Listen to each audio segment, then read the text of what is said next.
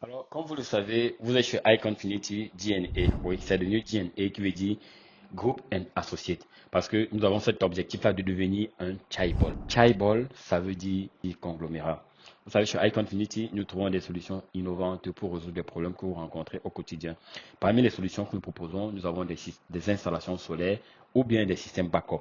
Et chez tous les clients chez qui nous avons déjà eu installé ces différents systèmes, je dois vous dire que les retours sont plutôt positifs. Donc, nous sommes satisfaits du travail que nous avons fait chez les clients. Et actuellement, en laboratoire, nous sommes en train de travailler sur un élément indispensable. Il s'agit d'un séchoir. Alors, vous savez, nous sommes à Douala et au Cameroun, nous avons deux saisons, pluvieuse et sèche. Et nous sommes en pleine saison pluvieuse. Donc, du coup, on a souvent du mal à sécher nos habits. Pour ceux qui n'ont peut-être pas la possibilité de se procurer un séchoir, et même pour ceux qui ont la possibilité de se procurer ce type de séchoir, ça va sécher, mais ça va pas faire ce que notre séchoir est capable de faire. C'est-à-dire sécher, d'accord, et défroisser, en plus de ça, parfumer. Je ne vous en dis pas plus, vous aurez des détails lors des prochaines vidéos que nous allons tourner. Revenons à nos mots et tons, c'est-à-dire à notre sujet. Il s'agit des élections présidentielles. Alors, pour ma part, il y a quatre éléments qui peuvent être à l'origine de cet engouement pour les Camerounais de vouloir s'acquitter de leur devoir civique qu'est le vote. Le premier élément, ce sont les différentes stratégies, je vais dire ça comme ça, géopolitiques qui se passent dans le monde. Cela, bien évidemment, a trait avec la Russie, d'accord? Vous savez, sur l'échiquier du pouvoir mondial, les cartes sont en train d'être redistribuées et le continent africain se doit de tirer des bonnes cartes pour assurer la pérennité et le bien-être de ces populations dans le futur. Ça, c'est pour le premier élément, avec la Russie notamment. La création de ce qu'on appelle les BRICS, qui sont en train de vouloir redéfinir un pan de l'économie afin de casser la domination du dollar, n'est-ce pas, sur le monde économique mondial. Ça, c'est pour le premier élément. Le deuxième élément, c'est l'éveil de conscience des Africains. Vous savez, il y a ce monsieur-là dont on en parle peu et qui joue un très grand rôle d'éveil de conscience chez les populations africaines. Il s'agit de Kémy Seba. Je vais le citer parce que je pense que il est l'une des personnes les plus connues. Kémy Seba. Première, on était en Guadeloupe, puis ensuite on était en Guyane. On a fait ça à l'archi-comble à chaque fois. On a soulevé vraiment le cœur et l'esprit des gens. On a mobilisé beaucoup de gens. Ça a fait paniquer le système colonial. Et il faut bien comprendre que cette tournée s'inscrit dans une tournée beaucoup plus globale, qui s'arrête absolument pas au monde francophone, puisqu'on était aussi au Proche-Orient, au Moyen-Orient, on était en Amérique du Sud, on était au Venezuela, on était en Iran, on était en Russie, et on doit aller dans différents endroits du monde pour propager le message du panafricanisme qui est dans une dimension géopolitique et géostratégique. Qui joue un rôle très important dans l'éveil des consciences des Camerounais et en particulier parce que je suis au Cameroun, mais en Afrique en général, vous savez, il est connu un peu de partout en Afrique. La troisième chose que je peux faire comme conscience, je vais dire, qui est directement liée à cet éveil de conscience, c'est l'envie pour les Africains, n'est-ce pas, d'être les maîtres d'œuvre de leur propre vie. Bien évidemment, en prenant en charge, en voulant prendre en main, n'est-ce pas, leur propre destin, d'accord. De plus en plus de jeunes Africains, d'accord, comme moi, décident de prendre en charge leur propre vie et d'impacter, n'est-ce pas, le continent à partir d'où ils se trouvent. D'accord. C'est ce que nous faisons chez iPhone 20. Cette solution que nous développons là, c'est pour améliorer la qualité de vie, c'est-à-dire à petite échelle. Et aussi, au niveau économique, nous sommes d'accord que nous voulons quitter sous la domination, nous voulons enlever ces chaînes-là. Et l'un des derniers éléments, le quatrième élément, il s'agit de ce qui se passe sur le continent africain ces derniers temps. Je vous assure, c'est formidable.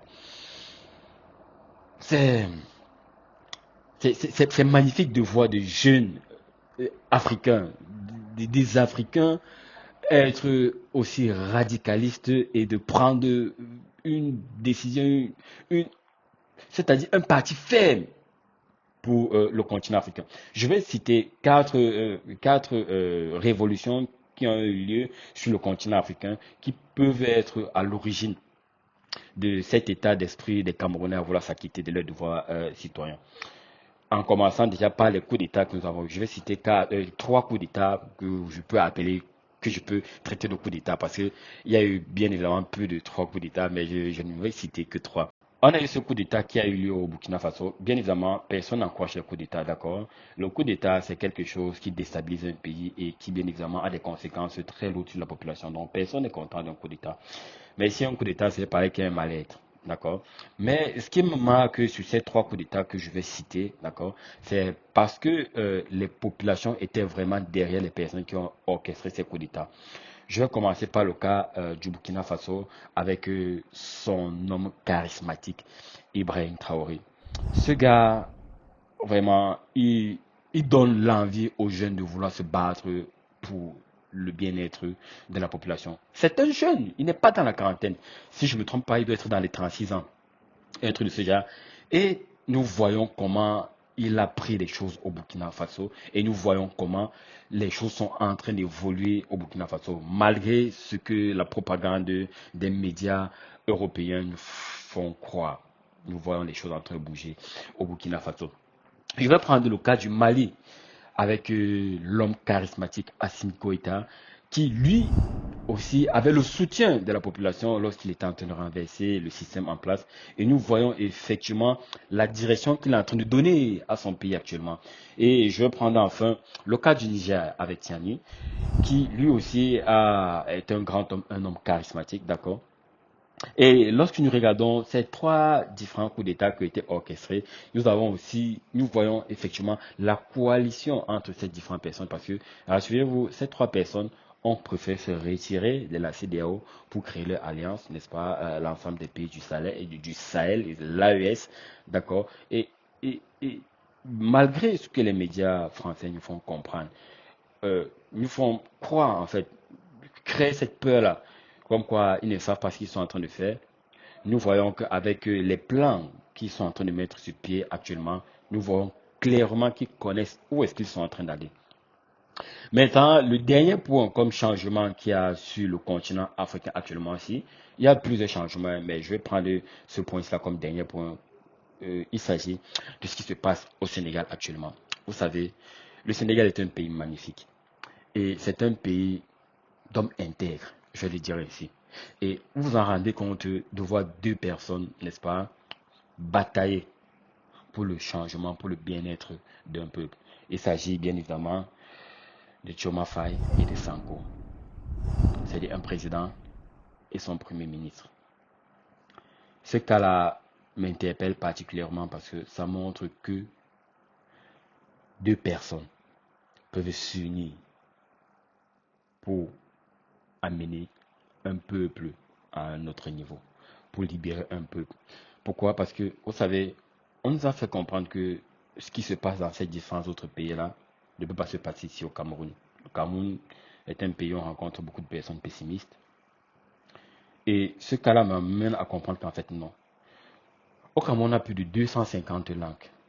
D'accord? On a plusieurs tribus, ethnies, vous voyez. Et du coup, on se dit que si jamais une personne vient au pouvoir, l'autre tribu va se fâcher. Alors, je vais faire cette petite précision. Même l'homme le plus parfait, il n'y a pas d'homme parfait, même l'homme le plus droit ne peut pas faire l'unanimité. Il faut qu'on soit d'accord. Mais si jamais un homme vient avec une vision qui arrange tout le monde, je vous assure que la population camerounaise s'alignera devant lui, derrière lui, pardon. Un cas très simple. Sur Icon Infinity DNA, il y a plusieurs tribus qui travaillent. Mon collaborateur qui est juste en face de moi, qui prend ces images, lui et moi ne sommes pas de la même tribu. Mais en vérité, je vais vous dire, la vision que nous avons ensemble nous amène à avoir des liens tellement plus étroits même que les liens que j'ai avec mon frère de sang. Ceci vous dit à quel point, lorsqu'on a une vision, cela va nous amener à être resserrés. D'accord? Dans le cas de Joma Faye m'amène à comprendre que les Camerounais peuvent être alignés derrière une personne qui a une vision qui nous arrange tous, ou du moins qui arrange la majeure partie de la population. Euh, pour conclure, je tiens à rappeler que vous, les Camerounais, vous aimez souvent faire les choses en dernière position. Je vous connais. Donc, sachez que vous avez le droit et l'obligation de vous acquitter de vos droits, de votre devoir citoyen, en allant vous inscrire massivement sur les listes électorales, d'accord? Et la date limite, je crois, c'est jusqu'en août. Donc, allez-y, n'attendez pas les dernières minutes avant d'aller vous bousculer, d'accord? Et même si je suis d'accord avec le fait qu'il n'appartient pas à l'homme tiré de la terre de diriger ses propres pas, nous pouvons quand même apporter notre pierre à l'édifice pour améliorer les choses. C'était Rodrigue Kamka, votre ingénieur personnel, Tamuda.